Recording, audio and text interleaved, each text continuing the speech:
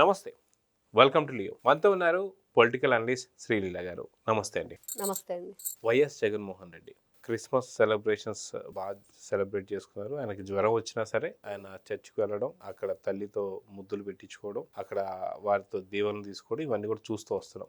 Christmas అయిపోయిన కరెక్ట్గా 5 రోజులకి మనకి న్యూ ఇయర్ వస్తుంది. అయితే క్రిస్మస్ వేడుకలతో పాటు న్యూ ఇయర్ కూడా ఆయన చేసుకోవడానికి చాలా సిద్ధంగా ఉన్నాడని చెప్పి తెలుస్తూ వస్తుంది. అయితే ఈసారి న్యూ ఇయర్కి చాలా కొత్త వింత రిటర్న్ గిఫ్ట్స్ రాబోతున్నాయి జగన్మోహన్ రెడ్డి గారికి అని చెప్పి తెలుస్తుంది.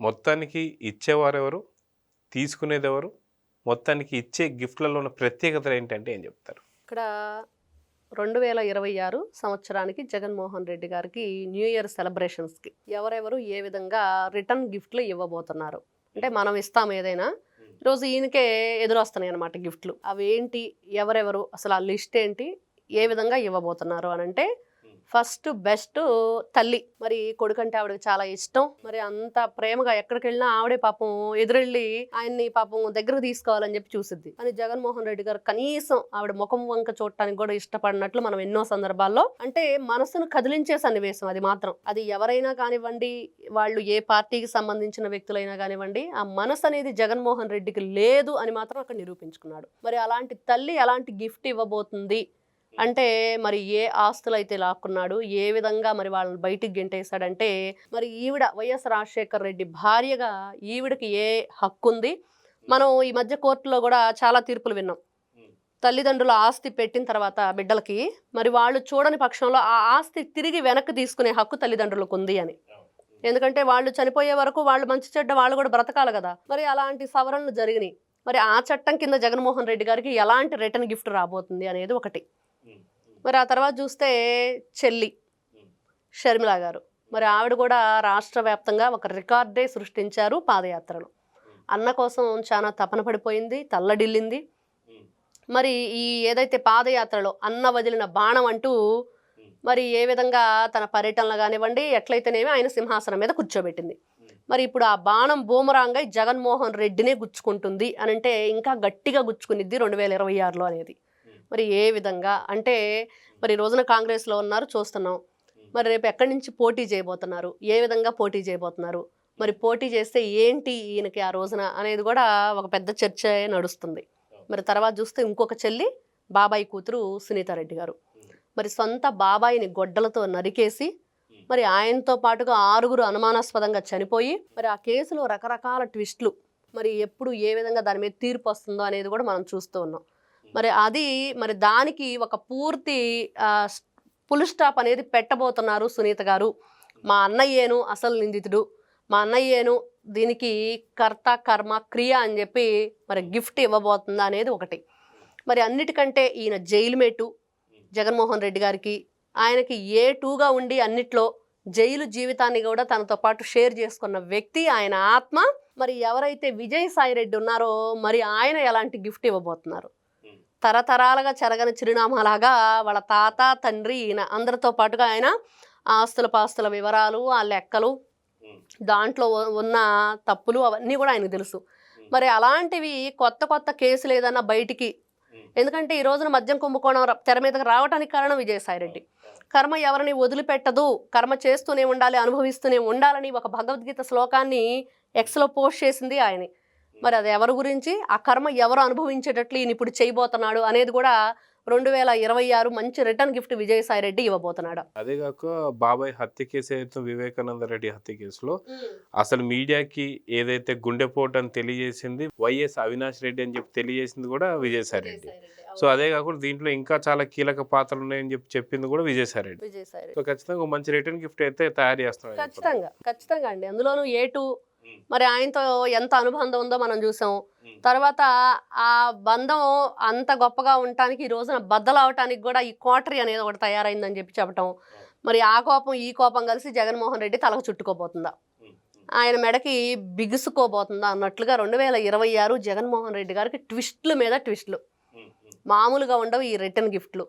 అంటే ఈయన ఎన్ని విధాలుగా ఎంతమందిని ఇబ్బందికి గురి చేశారు, మరి అవన్నీ కూడా ఇప్పుడు రిటర్న్ గిఫ్ట్ల రూపంలో రాబోతున్నాయా. అయితే వాస్తవానికి ఆ కోటరీ ఏదైతే అని చెప్పన్నాడు విజయసాయి రెడ్డి, ఆ కోటరీకి ఆద్యుడు అగ్రగణ్యుడు ఎవరైతే ఉన్నాడో సకల శాఖ మంత్రి సజ్జల రామకృష్ణారెడ్డి. సకల శాఖ మంత్రి ఏం గిఫ్ట్ ఇవ్వడం లేదంటే ఏం చెప్తారు? ఖచ్చితంగా ఉన్నాయి, ఎందుకు ఉండవండి. ఇప్పుడు వాళ్ళ సుపుత్రుడు మరి వాళ్ళ కొడుకు సజ్జల భార్గవరెడ్డి ఉన్నాడు కదా, ఏదైతే ఈ మద్యం కుంభకోణం డబ్బులు మరి డొల్ల కంపెనీలు సృష్టించడం, వాటిల్లో వీళ్ళు ఏ విధంగా ఆ డబ్బుని ఇన్వెస్ట్మెంట్ చేశారు, ఆ ఇన్వెస్ట్మెంట్ ఎక్కడి నుంచి వచ్చింది వీళ్ళకి డబ్బు అనేది కూడా మనం చూసాం. బీమ్ స్పేస్ ఎల్ఎల్పి అనే కంపెనీ పెట్టారు. మరి ఆ తర్వాత ఎవరైతే ఈ భార్గవ రెడ్డి, మోహిత్ రెడ్డి, మరి ప్రద్యుమ్న, వీళ్ళందరూ కలిసి ప్రద్యుమ్న మరి చెవిరెడ్డికి మరి అక్కడ డబ్బులు ఎక్కడో దొరికితే 8 లక్షలు అవి నావేనని చెప్పేసి వేసిన వ్యక్తి, ఒంగోలుకు సంబంధించిన వ్యక్తి. ఇవన్నీ వీళ్ళు ఈ గిఫ్ట్ మరి ఏ విధంగా ఉండబోతుంది, మరి ఈ విధంగా చెప్పుకుంటూ పోతే ఒక మద్యం కుంభకోణమేనా లేకపోతే ఇంకా ఎన్ని ఉన్నాయి అంటే ఈ మధ్య అందరూ అనుకుంటున్నారు ఈ జనవరి 1 అయితే ఒకటే కానీ మామూలుగా సంక్రాంతి అంటే ఎవరికైనా సరే ముగ్గులు, హరిదాసులు, గొబ్బెమ్మలు గుర్తొస్తాయి, నాకేంట్రా బాబు కోడికత్తి గుర్తొస్తుందని. మరి ఆ కోడికత్తి గుర్తొస్తుందంటే అర్థమైపోయింది జగన్మోహన్ రెడ్డి గారు గుర్తొస్తున్నారని. ఇట్లాంటి గిఫ్ట్లు చాలా ఉన్నాయి జగన్మోహన్ రెడ్డి గారికి. మరి అవన్నీ తీసుకోవాలంటే మరి ఆయన క్రెడిట్ మామూలుగా లేదు కదా, ఇవన్నీ చూస్తున్నాం కదా. మరి ఇంత గొప్పగా ఉండి ఇంతమంది ఇన్ని గిఫ్ట్లు ఇస్తుంటే మరి ఆయన పరిస్థితి ఏంటి 2026లో అని చాలా అంటే ఒక ఉత్కంఠ అయితే ఉంది ప్రజల్లో, ఏ విధంగా జరగబోతుంది ఆయన రిటర్న్. మొన్న చూసాం ఇంకా ఈ రాష్ట్రం మనకి చాలదన్నట్లుగా అంతర్రాష్ట్రం అనమాట, పక్కనున్న తెలంగాణను కూడా నేను వదిలిపెట్టనని చెప్పేసి కేసీఆర్ గారు మరి జగన్మోహన్ రెడ్డి గారి బర్త్డే సందర్భంగా బయటకు వచ్చి ఆ మత్తు వదిలి బయటకు వచ్చి మరి మత్తులోనే ఉండి మాట్లాడుతున్నాడో తెలియని పరిస్థితి. టీఆర్ఎస్ నేతలు అని కూడా ఏదో మాట్లాడుతున్నట్టు మనం విన్నాం ఈ మధ్య. మరి ఆయన కూడా కొన్ని వ్యాఖ్యలు నారా చంద్రబాబు నాయుడు గారి గురించి మాట్లాడటం, మరి ఆంధ్రప్రదేశ్ గురించి మాట్లాడటం, జగన్మోహన్ రెడ్డి గారు గిఫ్ట్ ఇవ్వటానికే బయటకు వచ్చాడు మరి ముక్కోడు తిక్కోడు అని చెప్పేసి ప్రజలు చెప్పుకుంటుంది. మరి ఆయన వల్ల మరి ఎన్ని రకాల సమస్యలు జగన్మోహన్ రెడ్డి గారు ఎదుర్కోబోతున్నారు అనేది కూడా 2026లో ఇబ్బందికర పరిస్థితి జగన్మోహన్ రెడ్డి గారిది. ఇవన్నీ కాకుండా ఆంధ్ర ప్రజలందరూ కూడా ఇంకొకటి దేని గురించి ఎదురు చూస్తున్నారంటే ఆ కలియుగ దైవమైనటువంటి వెంకటేశ్వర స్వామికి 2019-24 దాకా చాలా గిఫ్ట్లు అనేది జగన్మోహన్ రెడ్డి గారు ఇచ్చారు.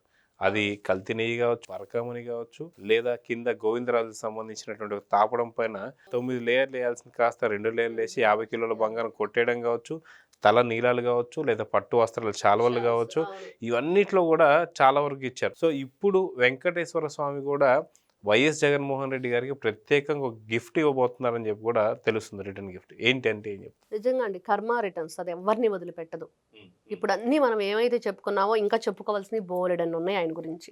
మరి అన్నీ చెప్పుకోవాలంటే మనకి జనవరి 1 వరకు కూడా చెప్పుకోవాలి. ఈ రోజు 26 అనుకోండి, జనవరి 1 వరకు చెప్పుకున్నా కూడా తగ్గవవి, తరిగేవి కాదు.